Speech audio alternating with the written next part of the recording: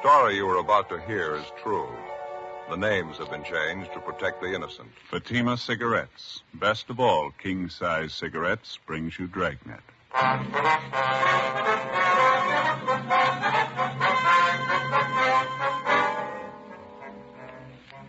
You're a detective sergeant. You're assigned to homicide detail. A 40-year-old mother is found murdered in the bedroom of her home. The body bears the marks of a savage attack with a knife. The killer showed no mercy. Your job? Get him. See the difference. Taste the difference. Smoke the difference. You'll find that in Fatima, the difference is quality. Quality that gives you extra mildness. A much different, much better flavor and aroma. Yes, in king-size Fatima, you get all the advantages of extra length, plus Fatima quality, which no other king-size cigarette has.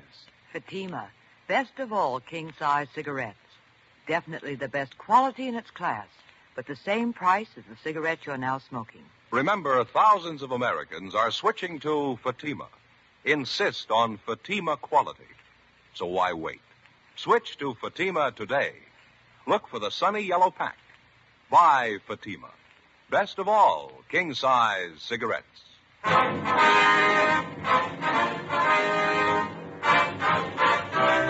Dragnet, the documented drama of an actual crime. For the next 30 minutes, in cooperation with the Los Angeles Police Department, you will travel step by step on the side of the law through an actual case transcribed from official police files. From beginning to end, from crime to punishment, Dragnet is the story of your police force in action.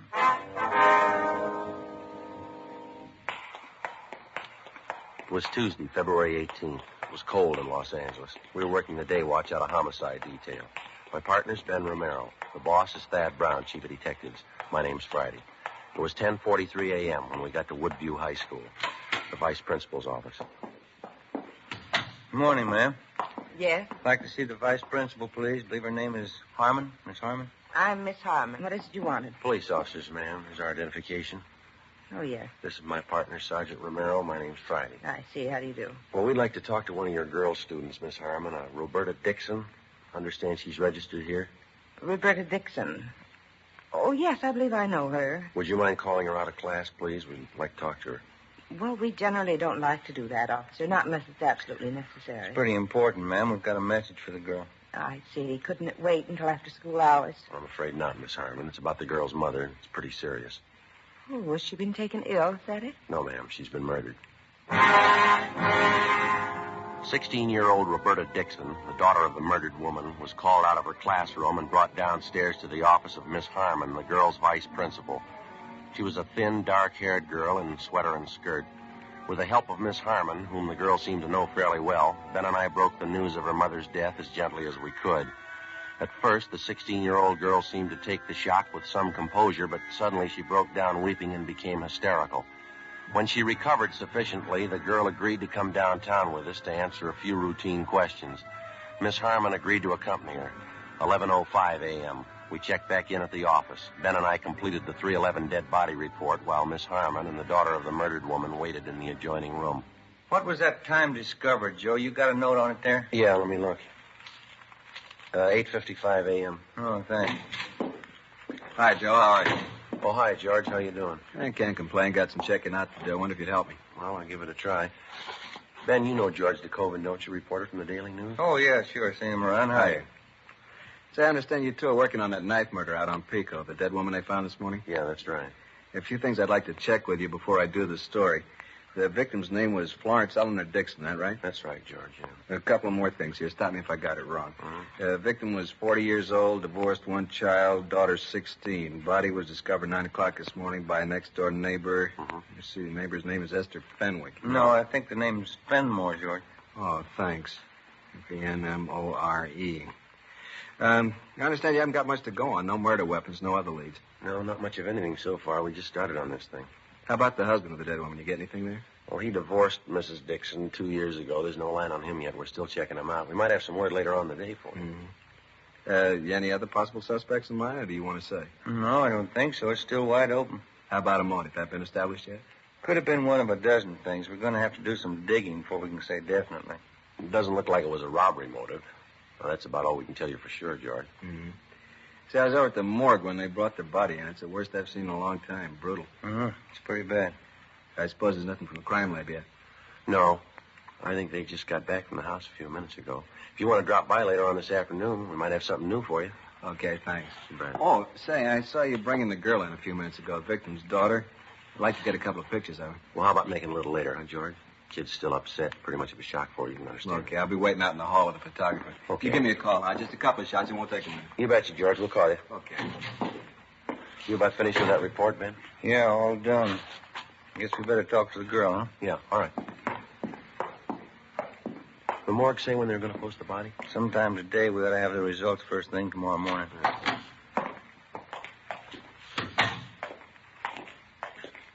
Miss Harmon? I think she's a lot better now, Sergeant. Roberta, the officers would like to talk to you a few minutes if you feel up to it. All right. Who killed my mother? Have you found out? Not yet, Roberta, and we think you might be able to help us, so. It's so hard to believe. I just saw her this morning. She was all right then. Well, you try to take it easy, Roberta. We'll make it as brief as possible. Now, you and your mother are the only people living at your house, no one else? No, me and my mother, that's all. My father used to live with us. He doesn't anymore. And how long has it been since your father left? I'm not sure. About 5 years, I think. He and Mama didn't get along. They got divorced. Mm-hmm. Do you see your father at all anymore? I mean, does he ever come to your house to visit? We did once. It was about a year ago, I think. Wasn't much good. He and my mother argued all the time he was there, and he left. He hasn't been back since. Has he been in contact at all with your mother, do you know? Does he write her letters, call her on the phone? No.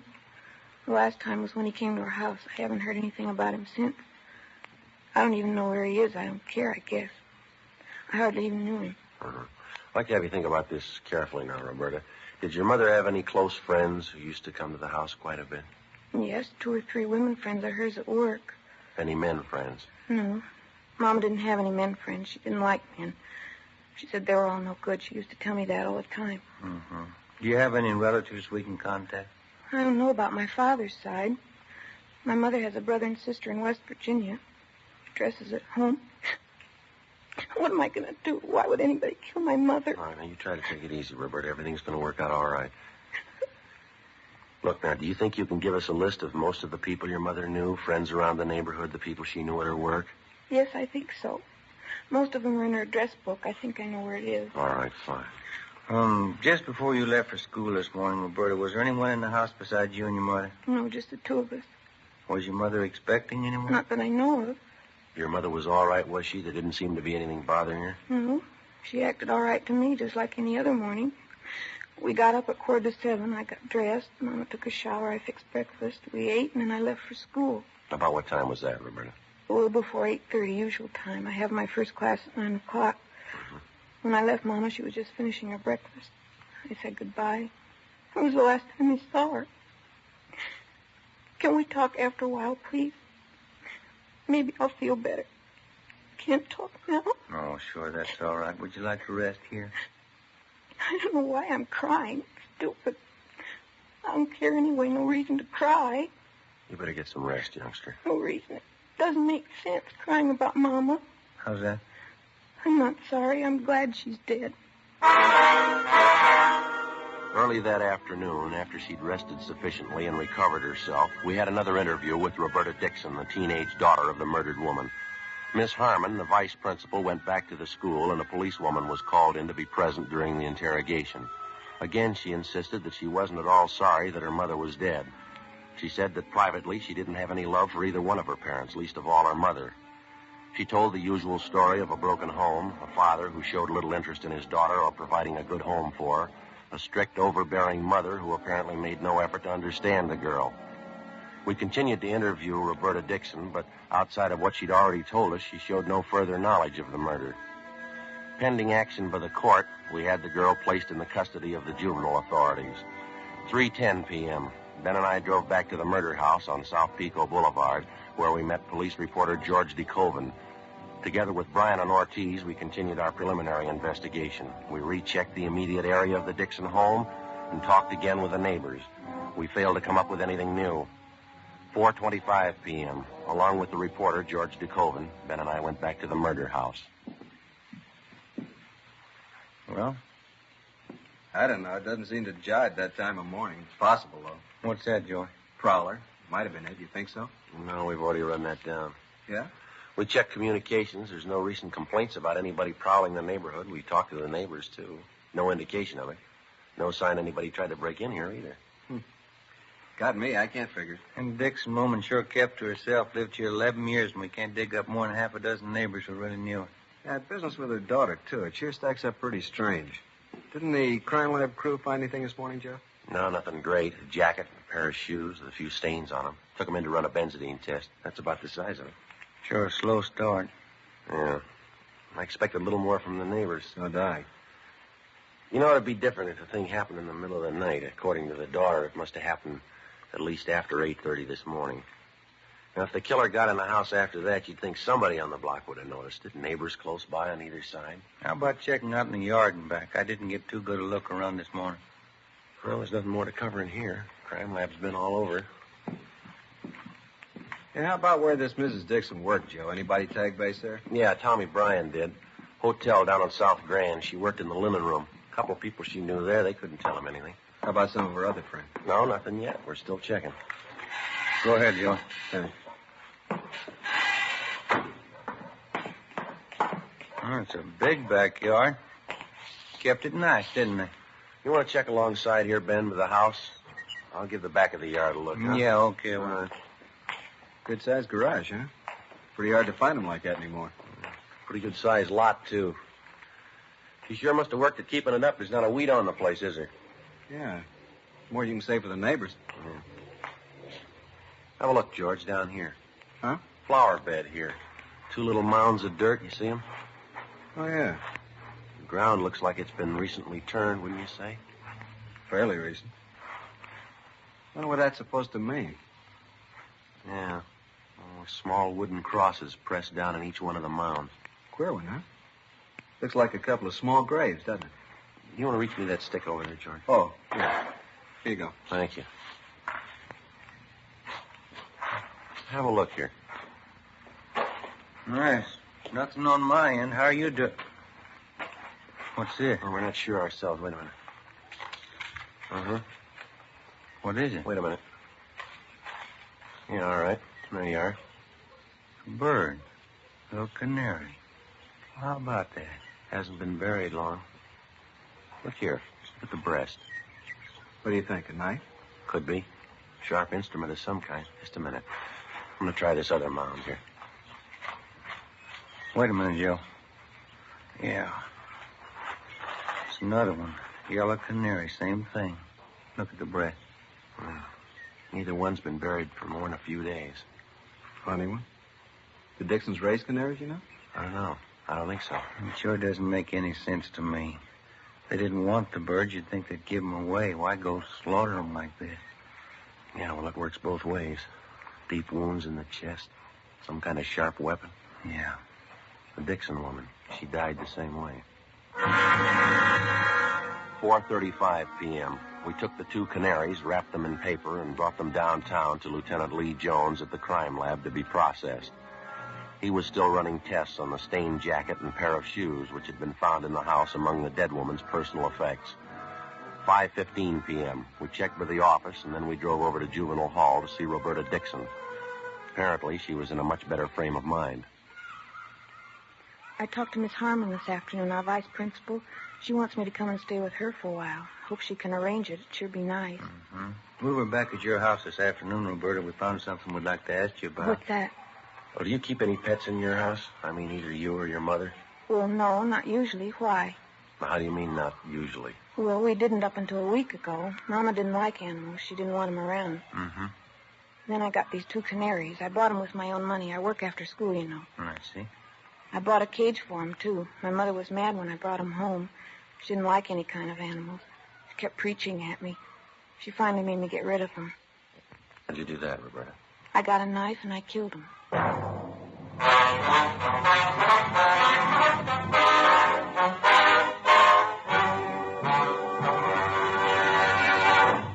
See the difference. Taste the difference. Smoke the difference. You'll find that in Fatima, the difference is quality. Quality that gives you extra mildness. A much different Much better flavor and aroma. Yes, in king-size Fatima, you get all the advantages of extra length, plus Fatima quality, which no other king-size cigarette has. Fatima, best of all king-size cigarettes. Definitely the best quality in its class, but the same price as the cigarette you're now smoking. Remember, thousands of Americans are switching to Fatima. Insist on Fatima quality. So why wait? Switch to Fatima today. Look for the sunny yellow pack. Buy Fatima, best of all king-size cigarettes. Remember, thousands and thousands of Americans are switching to king-size Fatima, insisting on Fatima quality. So compare Fatima yourself. When you see the difference, taste the difference, smoke that difference, you'll switch to Fatima. Because in Fatima, the difference is quality. Look for the sunny yellow pack. Buy Fatima, best of all king-size cigarettes.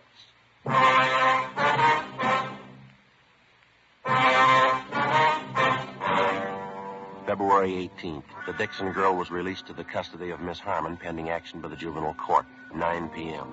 Ben and I double-checked with Lieutenant Lee Jones at the crime lab.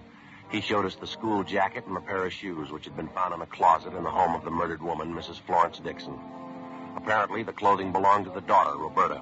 There were several dark stains on each of the articles. They'd been checked thoroughly. First, a benzodine test to determine if they were blood stains, then a biological precipitant test to classify them further. There wasn't any doubt in Lee's mind that the stains were recent, but they were made by human blood, the same blood type as that of the murdered woman. It was a little hard to believe, but the evidence on hand pointed to only one prime suspect, 16-year-old Roberta Dixon. Early the following morning, we checked back in at the office. Ben went across the street to see if the coroner's autopsy report was ready. 8:05 a.m., I checked by communications. They had a report on the tracer we'd gotten out on the murder victim's husband, a Charles Dixon. I picked it up and headed back to the office. Morning, Joe. Oh, hi, George. You get the message I left for you? I put it on your desk over in the press room. Yeah, I got it, thanks. How's it look this morning? Anything new? Well, this here is an answer on that tracer we got out on Mrs. Dixon's husband. He's been living up north for the past year, San Francisco. That's so? He's still up there? No, not according to this. He died 6 months ago, heart attack. What do you figure? Well, there's not much choice. Joe. Oh, hi, George. Hi. Autopsy report. Coroner just got it out. What's the word? It doesn't jibe with the story we got. The coroner places the time of death close to 7:30 a.m. yesterday. Cause of death's what we figured, chest wound. Some kind of a sharp weapon. There's something else. According to the girl, she had breakfast with her mother before she left for school. Coroner says Miss Dixon hadn't eaten for at least 12 hours before she died. What was that time of death, Ben? 7:30 a.m., no later. Well, I guess we better move on it, huh? Yeah. What's the angle? Well, the daughter, she says she didn't leave the house until 8:30. Along with the policewoman, Ben and I drove out to the home of the high school vice principal, Miss Harmon, where the suspect, Roberta Dixon, was staying. There was no one there. We checked at the high school. Miss Harmon told us that she'd brought Roberta to school that morning. She thought that if the girl attended classes, it'd help keep her mind off her troubles. Miss Harmon checked the classroom the Dixon girl was supposed to be in, but she wasn't there. Her teachers were contacted. None of them had seen her that morning. 9:40 a.m., we drove over to the Dixon home. We found Roberta in the back bedroom. She was sitting calmly at a sewing machine, stitching ruffles on a dress. In one corner of the room, there was an empty bird cage.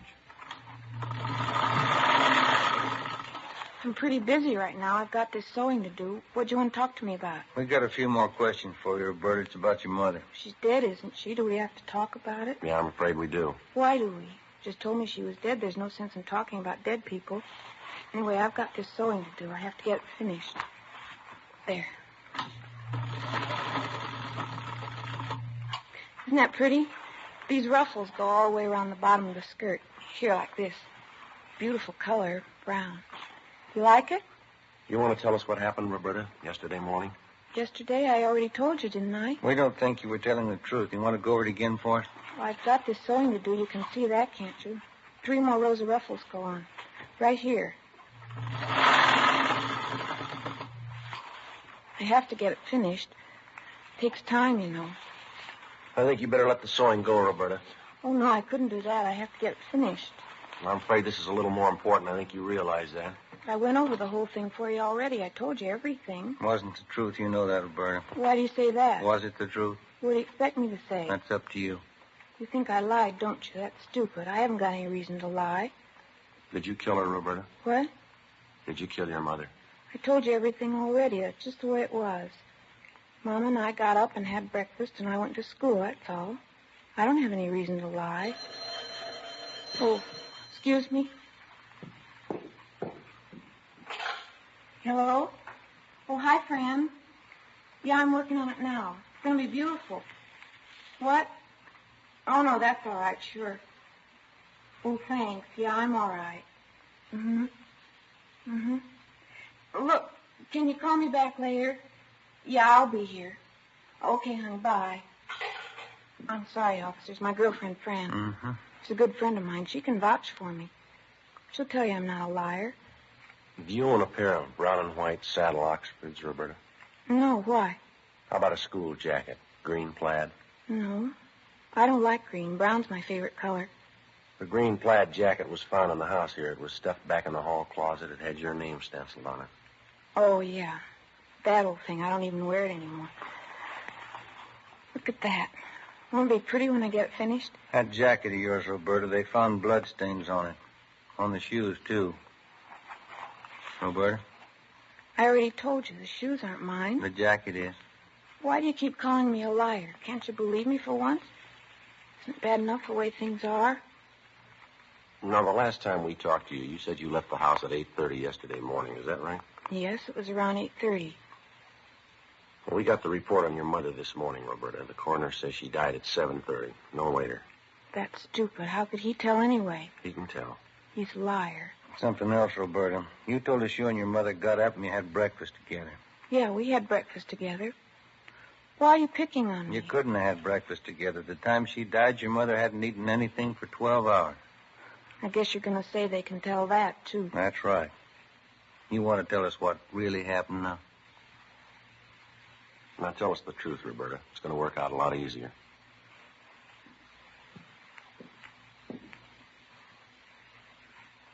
These are some of the toys I had when I was little. I saved almost all of them. My best doll. I had a lot of dolls. I loved them. Guess I still do. I love them more than her.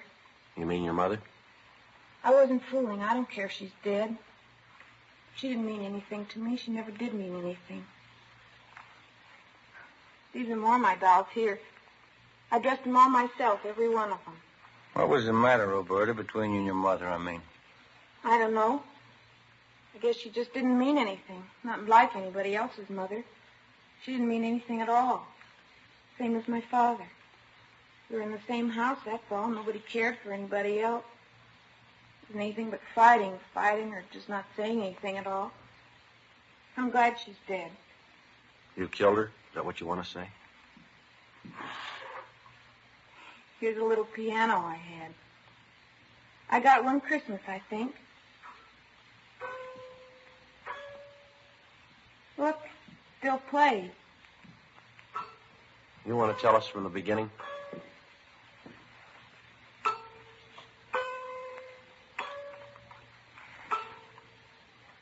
It took a long time. I thought about it a lot. A week ago, I made up my mind. It's time to kill her. She was getting worse. I couldn't do anything. I was always wrong. Couldn't go out, couldn't do this, I couldn't do that.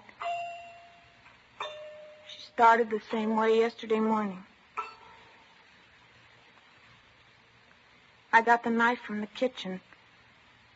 I went in and she was sitting on the bed, putting her stockings on. I don't think she knew what happened. It didn't take long. Were you having an argument with her? Is that what started it? We argued every morning. I got so tired of it. She had an awful voice. Finally made up my mind. Planned it all out. I even practiced it. You know the 2 canaries I had? Yeah. I didn't buy them because I wanted them.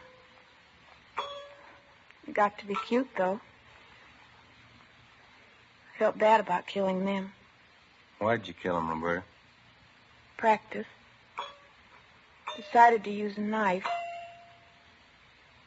I wasn't sure I knew how to do it, though, so I got the Canaries.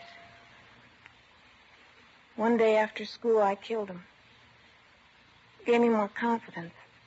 I knew I could do it after that. Poor little things. I guess I shouldn't have killed him. That knife you killed your mother with, Roberta, you want to show us where it is? All right, I'll show you. I don't think you ever could have found it. It's up in the attic. Special place I hide things. Say, would you like some coffee or Coke or something? No, thanks. Just one more thing. Why'd you leave school this morning? I mean, going off without telling anybody. I wanted to come back here. I felt like it. I wanted to come back to my room. It's the only place I really like to be. I've lived in this house all my life. And this has always been my room. Toys I had. My dolls. Everything's here. Everything I have. My books. All my dolls. Yeah. I think we better be going, Roberta. We'll have to take you downtown. Yes, all right.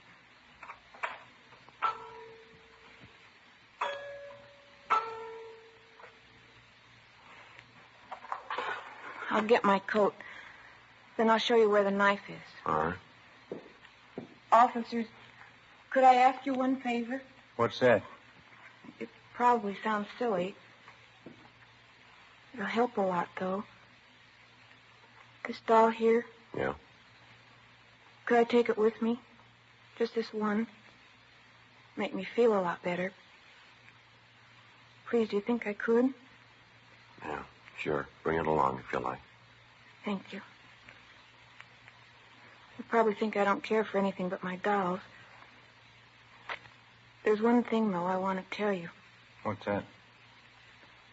I'm sorry now, I really am. I shouldn't have done it. I know it was wrong. You do? Yes, I'm sorry I killed the Canaries.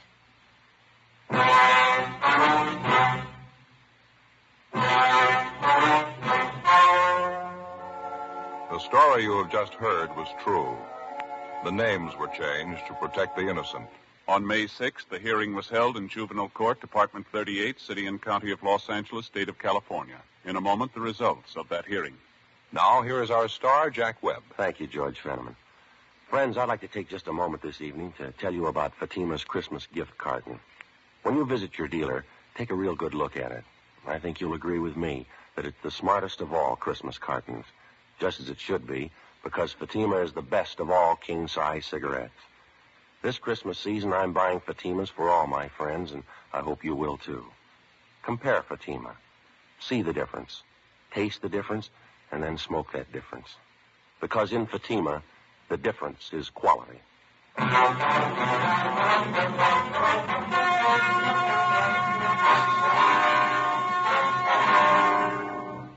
At the hearing in juvenile court, Roberta Evelyn Dixon was found unfit to be handled as a juvenile and was certified to Superior Court as an adult.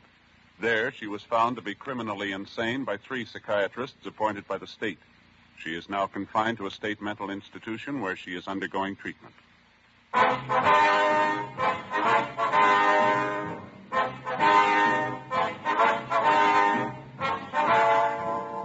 You have just heard Dragnet, a series of authentic cases from official files. Technical advice comes from the Office of Chief of Police W.H. Parker, Los Angeles Police Department. Barton Yarborough is Sergeant Ben Romero. Also heard was Joyce McCluskey. Script by Jim Moser. Music by Walter Schumann. Hal Gibney speaking. Fatima Cigarettes, best of all king-size cigarettes, has brought you Dragnet, transcribed from Los Angeles.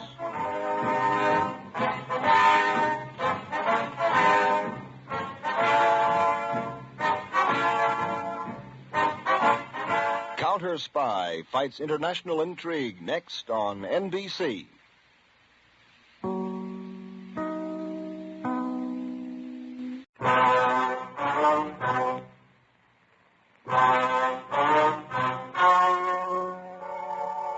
story you are about to hear is true.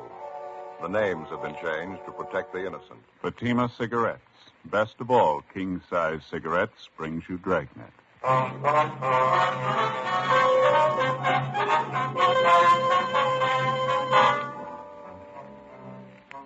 You're a detective sergeant. You're assigned to homicide detail. A 22-year-old girl has been abducted. Her family receives an anonymous message. The abductor demands $30,000 for the safe return of the girl. Your job? Get him. See the difference? Taste the difference. Smoke the difference.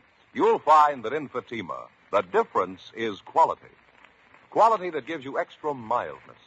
A much different, much better flavor and aroma. Yes, in king-size Fatima, you get all the advantages of extra length, plus Fatima quality, which no other king-size cigarette has. Fatima, best of all king-size cigarettes. Definitely the best quality in its class, but the same price as the cigarettes you're now smoking. Remember, thousands of Americans are switching to Fatima, insisting on Fatima quality. So why wait? Switch to Fatima today. Look for the bright, sunny yellow pack. Buy Fatima. Best of all, king-size cigarettes.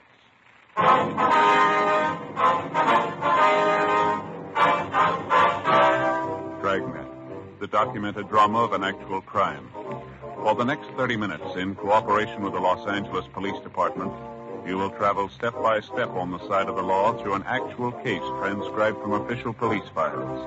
From beginning to end, from crime to punishment, Dragnet is the story of your police force in action. It was Tuesday, October 18th. It was cloudy in Los Angeles. We were working the early morning watch out of homicide. My partner's Ben Romero. The boss is Thad Brown, chief of detectives. My name's Friday. I was on the way back from the stats office, and it was 3:26 a.m. when I got to room 42. Homicide. Hi, Brian. Hi. Got those mug shots you wanted, Joe. Here you go. Oh, thank you. The captain leave yet? They're waiting for me in the garage. You call Ben? I'm going to right now, yeah. Okay. I guess I better hustle it. See you out there, huh? Right, Brian.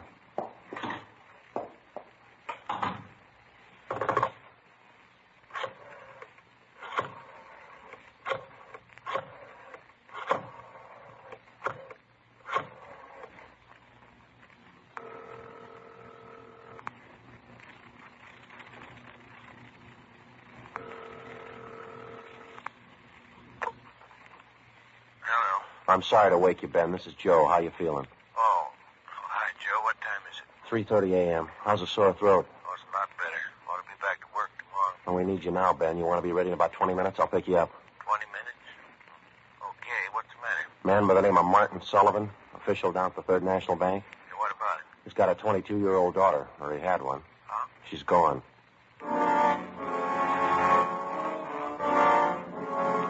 Less than 14 hours before, at 1 o'clock the previous afternoon, Judith Sullivan was last seen driving off in a car with a man who'd represented himself as a friend of her father's.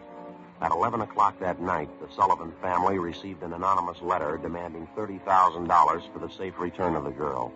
It had been the only contact made thus far by the abductor. As soon as we got word of what had happened from the girl's father, a broadcast and an APB had been gotten out.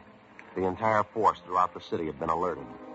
3:44 a.m. I pulled up in front of Ben's house.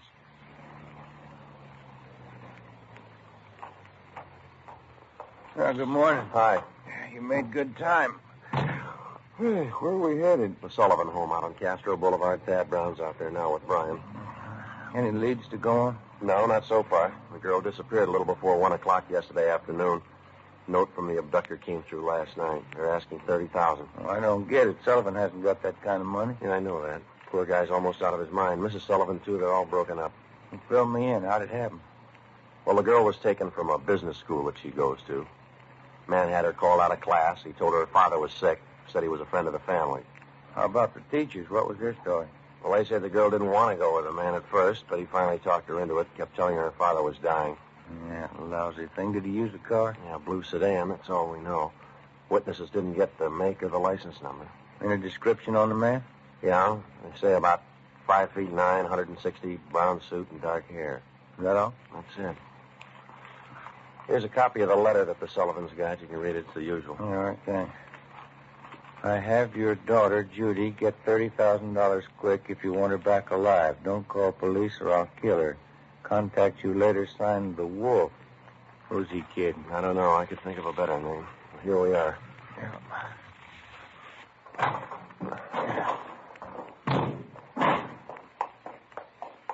Who's got the original note, Joe? The crime lab. They're checking it for prints and handwriting.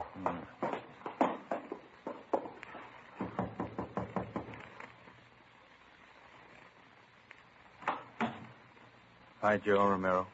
In the living room. Thank you, Tom.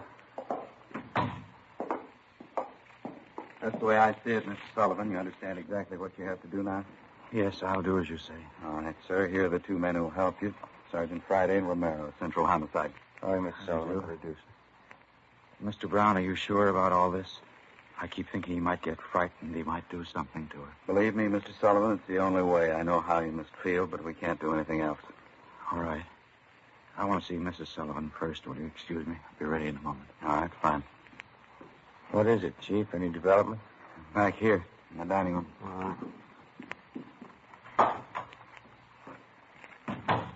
Yeah? That's it on the table. Second note from the guy. When did it come? Half an hour ago. The guy had it delivered by a special messenger, used a plain envelope. Messenger kid didn't know anything about it, doesn't remember what the guy looked like. Let's see, Joe. Yeah, I'll read it.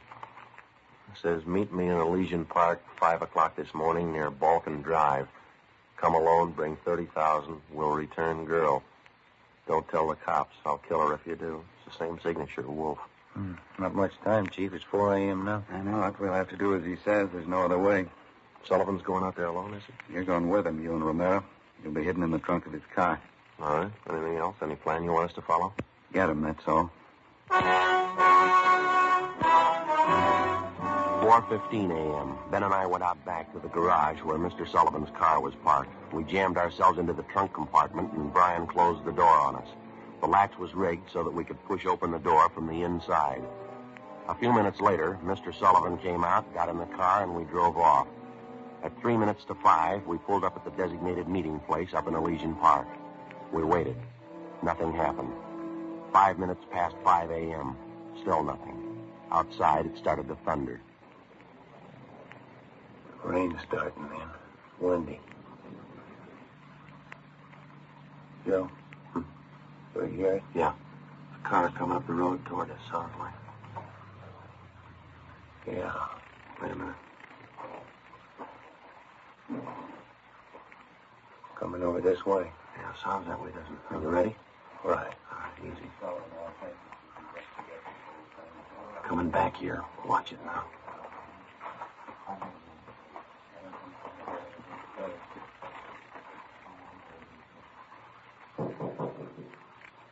Friday?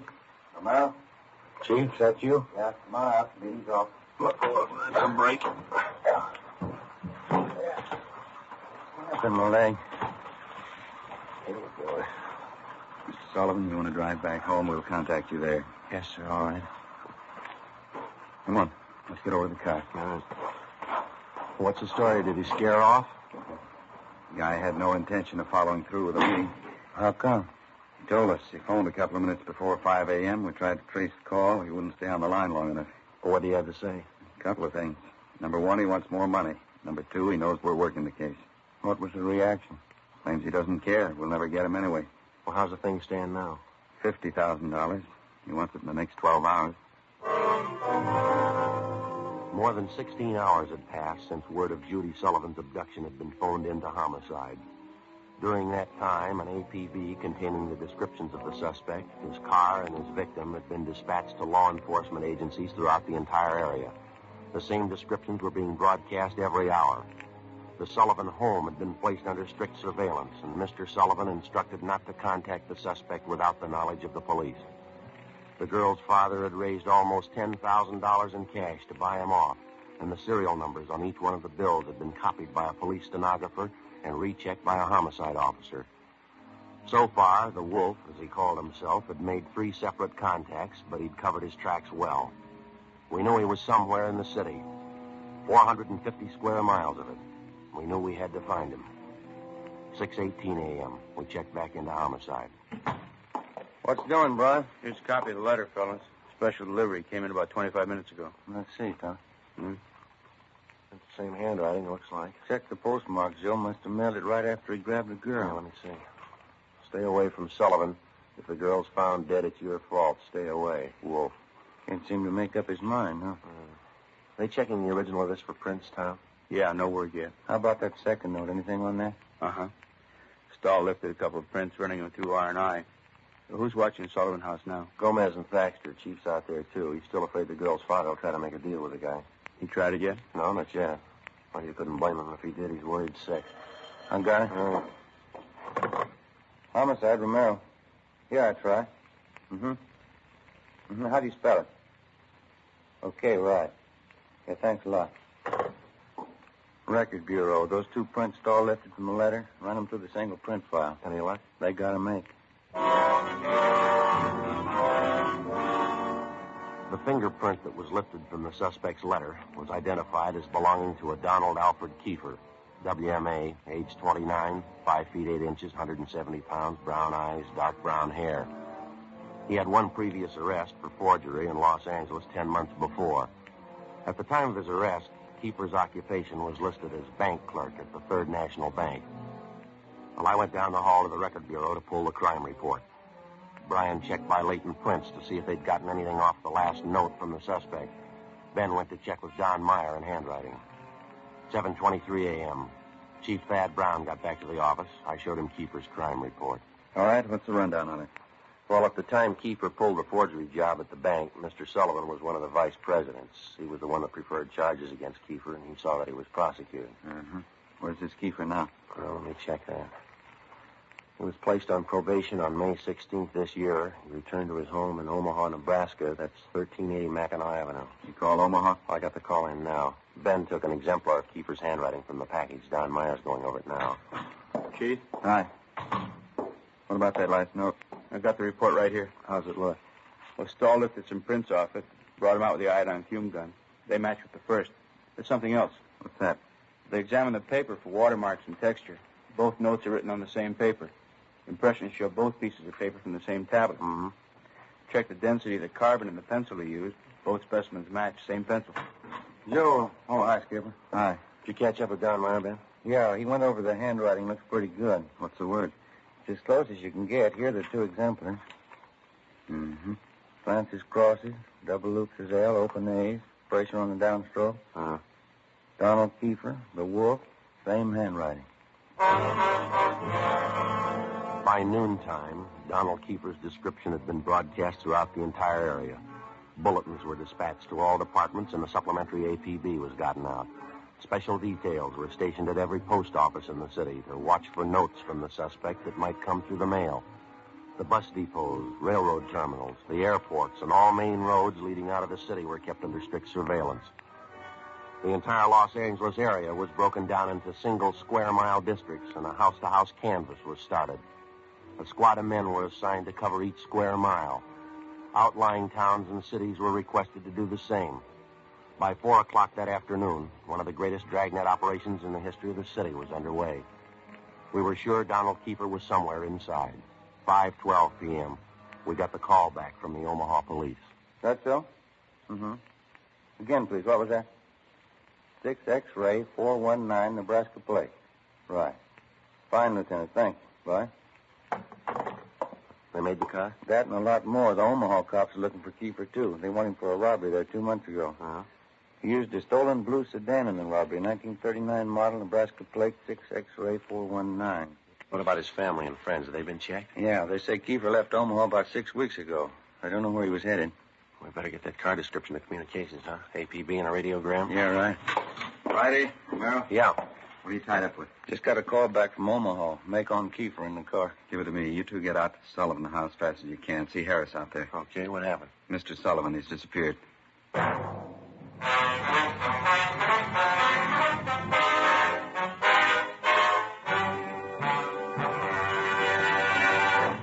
You are listening to Dragnet, authentic stories of your police force in action. Millions heard it. Yet only 54 have written. Starting on Dragnet over 2.5 months ago, on September 20th to be exact, Fatima made a special money-back offer to more than 10 million listeners. The results? Amazing. Millions heard it, yet only 54 have written. If you smoke king-size cigarettes, listen to Fatima's famous offer. Buy a pack of Fatimas. Enjoy their extra mildness and superbly blended tobaccos. If you're not convinced Fatima is better than the king-size cigarette you're now smoking, just return the pack and the unsmoked Fatimas before January 1st, and we'll give you your money back plus postage. Fatima, Box 37, New York 1. Remember, thousands and thousands of Americans are switching to king-size Fatima, insisting on Fatima quality. So compare Fatima yourself. When you see the difference, taste the difference, smoke that difference, you'll switch to Fatima. Because in Fatima, the difference is quality. Look for the bright, sunny yellow pack. Buy Fatima. Best of all, king-size cigarettes.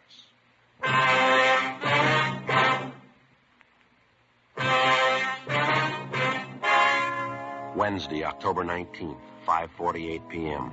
Ben and I drove out to the Sullivan home, where we checked with Bert Harris, the man who'd been assigned to watch Mr. Sullivan. He told us that at about 3 o'clock that afternoon, the father of the missing girl had a phone call. He said he had to go down to the bank, and Harris went with him. While they were at the bank, Mr. Sullivan succeeded in decoying Harris with a fake telephone call. While Harris was answering the call, Sullivan disappeared. Did Mr. Sullivan get any more money while he was at the bank, Bert? Yeah, $5,000. Did you get the serial numbers off the bills? Uh-huh. I shouldn't have let him get out of my sight. Forget it. Right now, we got to find out where he's gone to meet Kiefer. Did you talk to Mrs. Sullivan about it, Bert? Yeah, she said she doesn't know anything about it. Where's she now? Back in the sitting room, lying down. Well, let's try her again, huh? She might be able to help. Okay, it's back this way. What time you got, Joe? It's 5 minutes past 6. I get it. Hello? How's that? Yeah, where are you? What? Oh, well, where are you? Where are you? All right, we'll be right out. Yeah? Mr. Sullivan, he met with Kiefer out in Laurel Canyon. Did he get his daughter back? Yeah, he did. Wrapped in newspaper. All units in the area were notified immediately that a contact had been made with the suspect, Donald Kiefer. We got in the car and we drove out to Laurel Canyon. The entire area had been blocked off. We found Martin Sullivan standing in the middle of the road at the end of East Winding Way. 500 feet down the hill was a private residence where Sullivan had telephoned us, the only building in the immediate vicinity. A few yards beyond the point where East Winding Way ended, back in a clump of tall grass, we found the body of 22-year-old Judy Sullivan. We notified the crime lab, Chief Thad Brown, and the coroner. Despite the severe emotional shock, Mr. Sullivan told us the story. He said Judy was all right. I believed him. I wanted her back. Judy. I tricked the officer, the one watching me. Kiefer said to come alone, no police. Did you see his car, Mr. Sullivan? I wanted her back. I wanted Judy back. I did as he said. I drove out here at 6 o'clock. I waited. I put the money on the front seat, like he said. Did he get the money, sir? And then I got out. I left the parking lights on. I stood up there by the end of the road, and I waited. And then he drove up. He took the money. And then he came up to me. He had a gun. I wanted Judy back. He had a gun. Did you see his car? He said she was up there. Beyond the road, she was tied to a tree, he said. I wanted her back. Now, look, Mr. Sullivan, did you see his car? I went to look for Judy. He drove away. She wasn't there by the tree. I couldn't find her. On the way back, I saw the money on the way. Yes, sir. Lord, let me find him. Oh, Lord, let me kill him.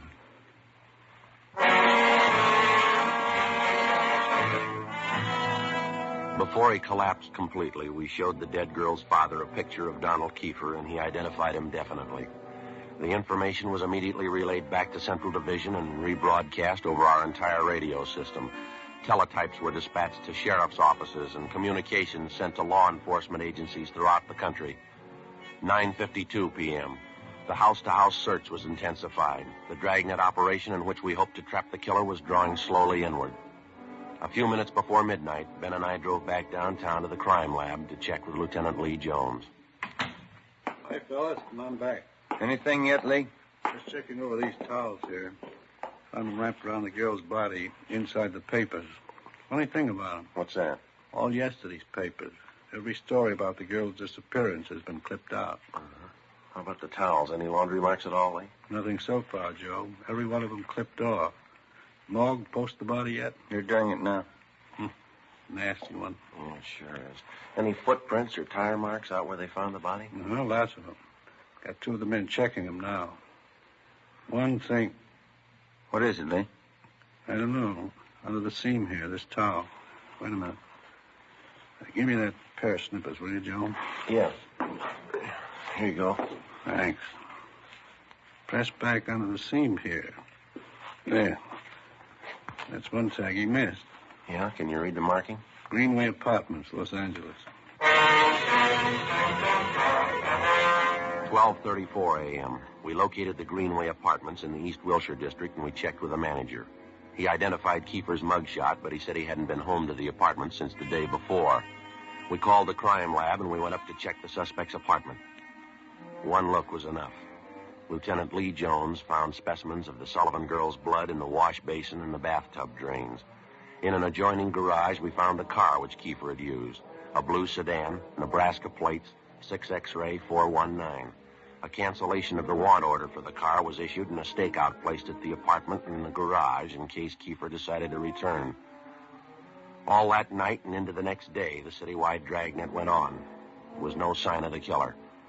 At 2 that afternoon, the first piece of ransom money showed up. It was at a used car lot on the corner of Beverly and Naylor Streets. 2 hours later, another piece of the money turned up at a busy downtown department store. In both cases, the man who passed the stolen money was finally identified as Donald Kiefer. Details were strengthened in both areas where the money appeared. The search went on. 6:42 p.m. Ben and I got a call to meet Chief Thad Brown at the Hollywood Division Station. Tommy Bryan from Central Homicide was with him. This is the way it stacks up now. This pin map over here, this is where we're concentrating the search. This area here. How about the lead we had on him downtown? Didn't it work out? No, the last 20 minutes we picked up 3 possible leads on the man out in this neighborhood here. East of Vine, south of Franklin, west of La Brea, north of Santa Monica. Mm-hmm. More ransom money show up? You got it there, Brian. Read it off. Yeah. 5:35, Sunset and Highland. Newsboy thought he saw Kiefer crossing the street. 20 minutes later, a salesgirl in the dime store up on Hollywood Boulevard thought she saw him. 10 minutes after that, he was reported seen near the intersection of Hollywood Boulevard and Las Palmas. You figure the reports are reliable? And they were all checked out. Didn't put too much faith in him until a few minutes ago. How's that? $5 bill was passed at a cigar store, Hollywood Boulevard and Hawthorne, ransom money. We've already doubled the number of men and cars in the area. Men stationed at every intersection to keep an eye on pedestrian traffic. We're covering everything. Streets, stores, covering the whole neighborhood. I'll get it. Homicide, Brian. Yeah, just a minute. You, Chief. Oh. That, Brian? Yeah. Uh-huh. Where? Uh-huh. When was that? No, stay there. We'll be right there. Goodbye. Another piece of ransom money. Where'd it turn up? A theater on Hollywood Boulevard between Fairview and Hawthorne. Who passed the money? They think it was Kiefer? They're positive. They say he's in the theater right now. The information on Kiefer was phoned into communications immediately, and within a few minutes, men and cars converged on the neighborhood. The 1/2 mile area around the theater was completely blockaded. Every exit and entrance to the theater was covered. 7:23 p.m. Ben and I, along with Chief Thad Brown and Tom Bryan, met in the theater manager's office. Brown outlined our plan of operation. At 7:32 p.m., a detail of 14 men walked down the side aisles on the main floor of the theater and took up their posts on either side of the orchestra pit. The picture was stopped and every light in the theater was turned on. Chief Brown, Bryan, Gomez, Thaxter, Ben, and myself went down the aisle and up onto the stage. Chief Brown made the announcement. Ladies and gentlemen, would you hold it quiet for a minute, please? We're sorry to interrupt the picture, but this is a very important matter. We're police officers. Maybe you've read about it in the paper. A girl by the name of Judy Sullivan was abducted and murdered day before yesterday. We think we've traced the man who murdered her to this theater. We believe he's in this theater now. We're going to search the theater row by row, and we'd like to ask your cooperation. There's no need to be panicky or afraid. Those who wish to leave now may do so. Leave by the main entrance. Each one of you will be checked as you go out the door. For the benefit of the man we're looking for, don't try to escape. Every exit is covered. The entire area is blockaded. Don't place any more lives in jeopardy. All right, now... Hey! Right there! There it goes! There! Outside exit! Come on, Ben. Backstage, Joe. We can make it from there. All right, come on. Through here. Down here. Right with you. In here.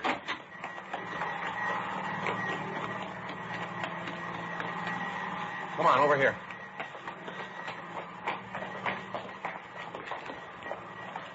Air conditioning unit for the theater. Yeah. I don't see him, do you? No. You can't get out. There's just two exits. We got them both covered. Look out, Pat. There he is. All right, keep her. Hold it. All right, throw your gun over here. Come on, throw it out. Okay, I got it. You got it. Don't shoot. All right, let's take him. Yeah. All right. Okay, you got my gun. I didn't mean to shoot at you. You forced me to... Put the cuffs on him, Ben. Yeah, right. Get your hands off of me. Hold it. All right, keeper. Got the same for you, too. All right, now hold it. All right, Ben, you all right? Yeah. All right, try the cuffs on him now, huh? Yeah, uh-huh. Got him, huh? Yeah. It's a rough one. Hey, it's starting to rain again. It's really pouring out there. Yeah? Guess you better get him out the car, huh? What's the hurry? How do you mean? Why spoil a good rain? The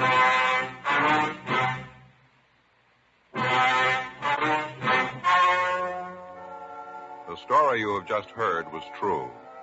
The names were changed to protect the innocent. On January 19th, trial was held in Superior Court, Department 87, City and County of Los Angeles, State of California. In a moment, the results of that trial. Now here is our star, Jack Webb. Thank you, George Fenneman. Friends, this Sunday evening, December 16th, Fatima brings you a television preview of Dragnet on Sound Off Time on NBC. Check your papers for the time. Now, it's an actual case history filmed right on the spot, right at the City Hall, downtown Los Angeles. Starting in January, Dragnet will be seen regularly on television, in addition to Dragnet Radio. Now, remember, Fatima is making all this possible and making it possible for you to give the best this Christmas to everybody who smokes king-size cigarettes. Fatima in the new holiday gift carton. It's the smartest of all Christmas cartons, just as it should be, because Fatima is the best of all king-size cigarettes. Give Fatima.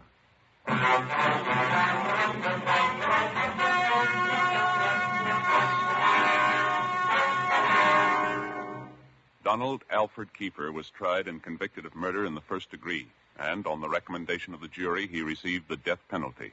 He was executed in the lethal gas chamber at the State Penitentiary, San Quentin, California.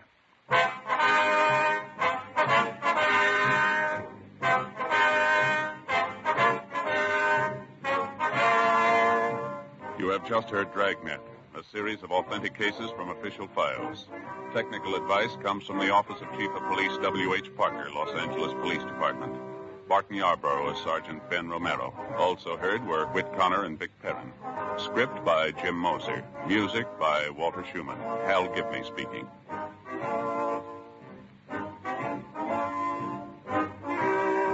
Fatima Cigarettes, best of all king-size cigarettes, has brought you Dragnet, transcribed from Los Angeles.